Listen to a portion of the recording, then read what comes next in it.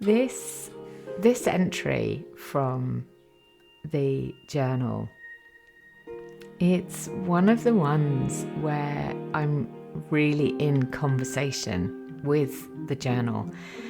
And sometimes I think it's quite useful to share pieces of writing like this to show how journaling can be, in its sort of simplest form, a conversation with ourselves.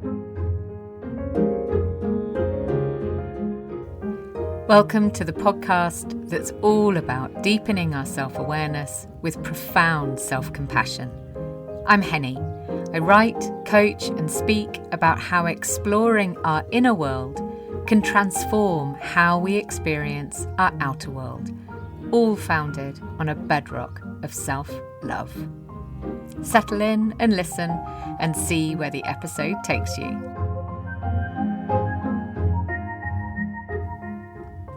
I'm meant to be writing or pulling together the information for my tax return. Now that's an unusual topic to introduce in this place. I'm only meant to be doing that because that's what I put in my calendar as time that I was allocating to that particular task. And generally speaking, I'm reasonably okay at following my sort of rough, gentle plan of how I'm going to use my time. But something is making me procrastinate to the most exquisite extent today. So what have I done instead? I watched something on Facebook.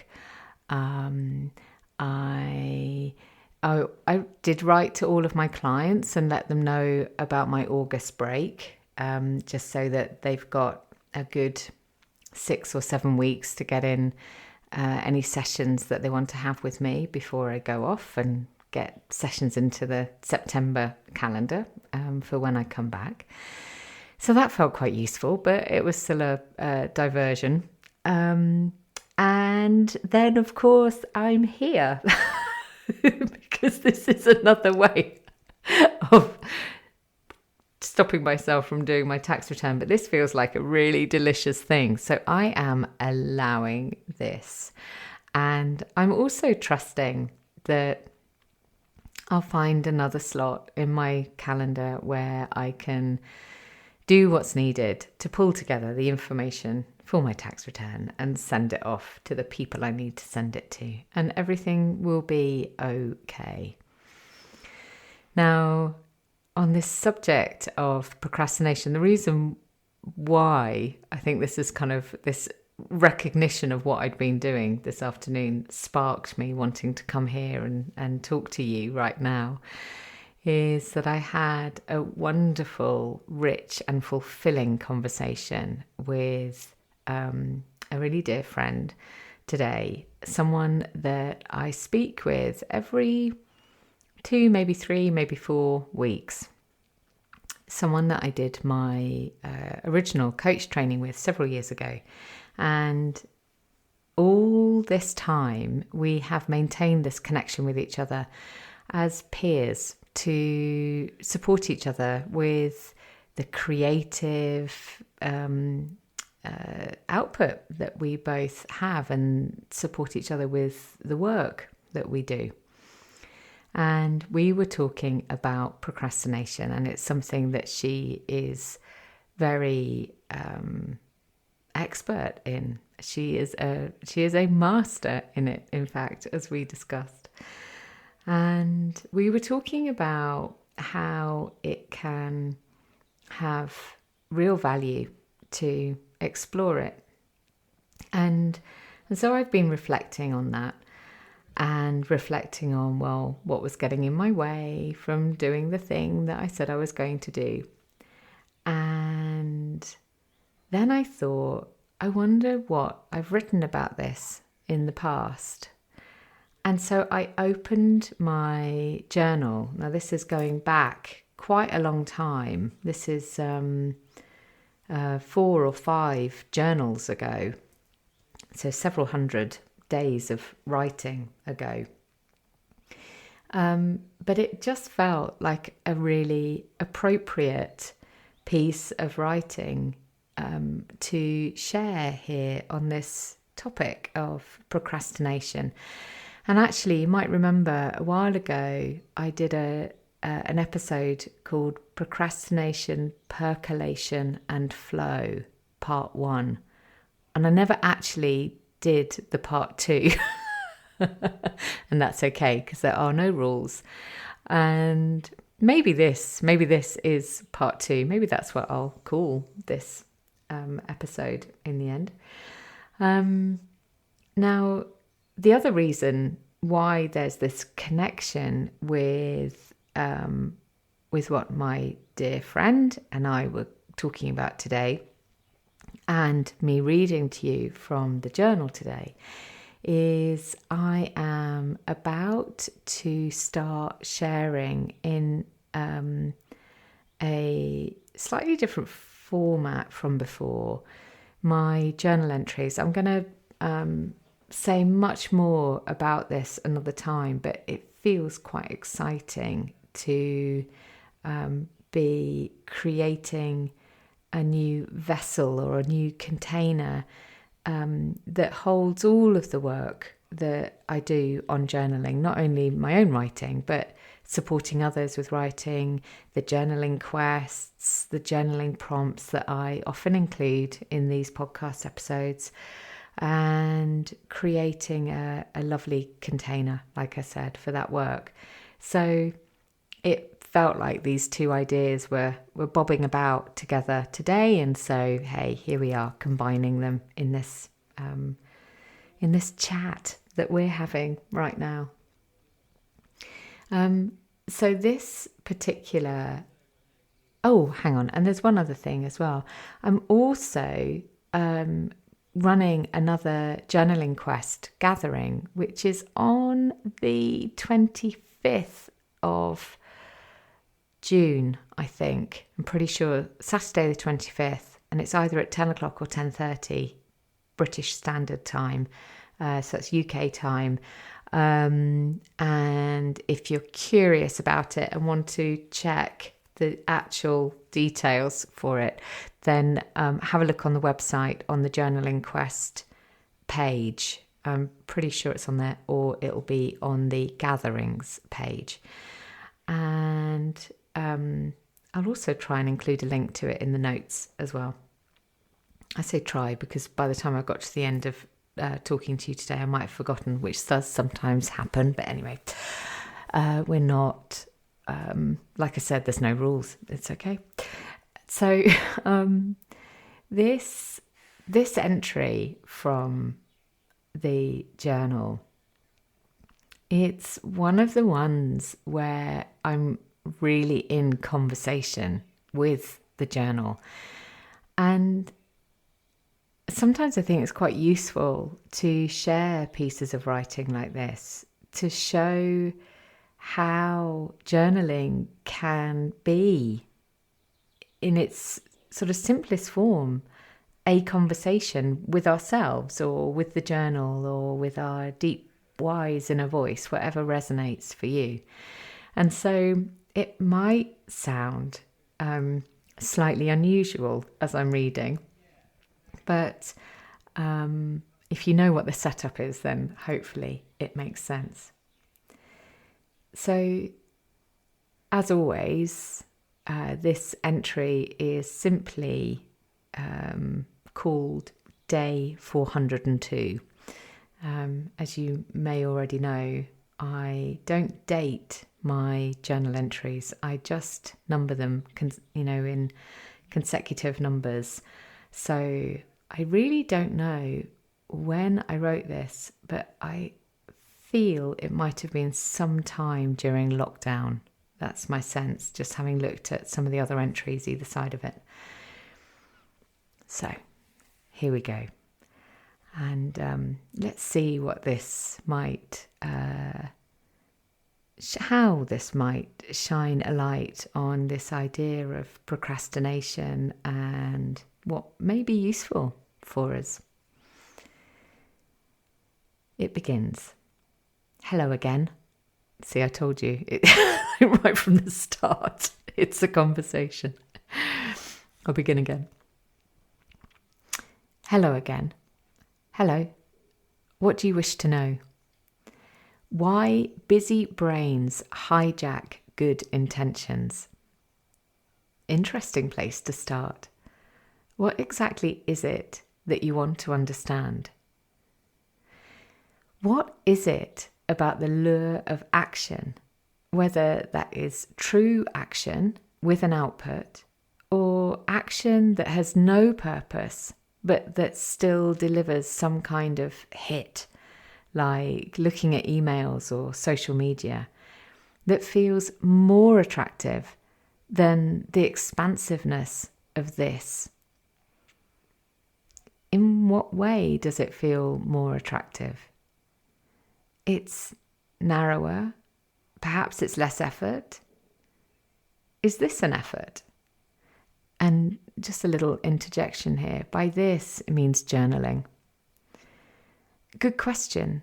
No, not an effort as such, but I need to settle into a different place. I need to focus away from the busy brain. That stuff is ignored when I'm doing this, especially when it's in full flow. So, what are you observing? That when I write or meditate, the part of my brain that normally demands my attention is ignored. And it knows that will happen.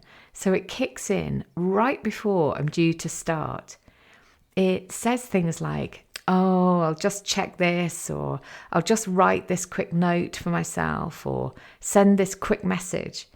But the trouble is that when I do that, it then finds another little quick task to do.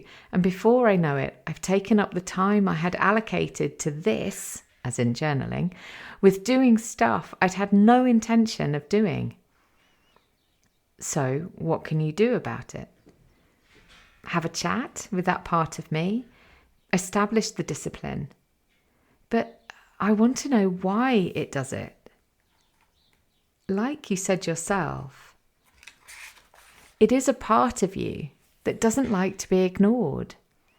It's also the part of you that doesn't trust what's going to happen or that everything is going to get done. It wants to keep you safe. And how it knows to do that is to keep you doing. It hasn't yet learned that this, and meditation, and walks in the woods, and lying under an oak tree in a field, are all part of keeping safe. In fact, they're even more important because they open you up to new thoughts and sensations. They are expansive acts of doing, not the focused detail acts of list checking. They are both useful, but one has a more urgent sense of unmet need, and so she grabs at you. The other is happy to wait until you are ready. Turn to her. And I've ended the entry as ever with thank you. Now, rereading that for me has been immensely useful, partly because it's shown me that, oh my goodness, so this stuff that can get in the way of me doing the practices that I know really serve me. I've been aware for a while that things get in the way, and I love this bit of wisdom that came through in this entry, that there's this urgent sense of an unmet need. And so that part that is holding this urgent sense of an unmet need, it grabs at me and tries to pull me into doing the things that she believes are what need to be done, because she hasn't yet fully learnt about the power of rest, reflection, meditation, journaling, time spent in nature. She still needs educating in some way. And I don't know if this is resonating for you, whether you too find that there are practices that you know will really serve you, and yet often things that maybe in the grand scheme of things don't feel anywhere near as important as doing those acts for yourself. They get in the way, these little things that demand to get done.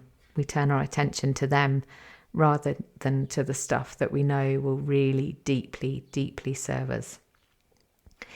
And I think in many ways this does relate back to what I was saying right at the start, that actually future me will be so grateful to today me for getting that tax return information all assembled and sent off to the person who helps me with those things. And equally, future me will be deeply grateful to today me every time I sit down and write and journal, every time I sit on my meditation cushion. So there's something about being able to take a step back and really see what is it that's most going to serve us right now.